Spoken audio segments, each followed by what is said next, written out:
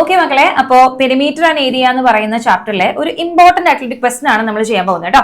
അപ്പൊ ഇവിടെ പറയുന്നത് ഒരു parallelogram A B C D ആണ്. സോ ഞാനത് വരയ്ക്കുന്നുണ്ട്. Parallelogram A B C D. ഈ പാരലോഗ്രത്തിന്റെ ഹൈറ്റ് 4 സെന്റിമീറ്റർ ആണ്. അതുപോലെ ബേസ് വരുന്നത് x+3 ആണ് ഇതിന്റെ ബേസ് വരുന്നത്.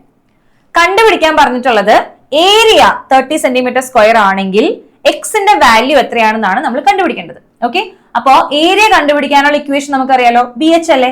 സോ ഞാനിവിടെ എഴുതുന്നുണ്ട് area equals B H. Area B H ആണെങ്കിൽ ഏരിയ 30 ആണെന്ന് അറിയാലോ.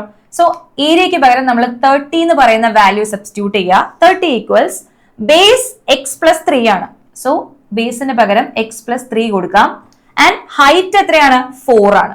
ഹൈറ്റിന് പകരം 4 കൊടുക്കാം. Okay, that is 30 equals 4 into X എന്ന് പറയുമ്പോൾ 4x പ്ലസ് 3 ഇൻറ്റു 4 എന്ന് പറയുന്നത് 12 ആണ്. And what we will get, ഇതിൽ നിന്ന് 12നെ നമുക്ക് LHSലോട്ട് എടുത്താൽ എക്സിന്റെ വാല്യൂ കണ്ടുപിടിക്കാൻ പറ്റുള്ളൂ. അതല്ലേ question. So 30 minus 12 equal to 4x എന്ന് വരും. 30 minus 12 equal to 4x. 30 minus 12 എത്രയാണ്? 18 എന്നാണ് നമുക്ക് കിട്ടുക. 18 ഈക്വൽ ടു 4x എന്നാണ് വരിക. ഓക്കെ, സോ എക്സിന്റെ വാല്യൂ കിട്ടാൻ എന്ത് ചെയ്താൽ മതി? 4 നമുക്ക് LHSലോട്ട് എടുക്കാം. So that will be 18/4 equals x എന്ന് കിട്ടും.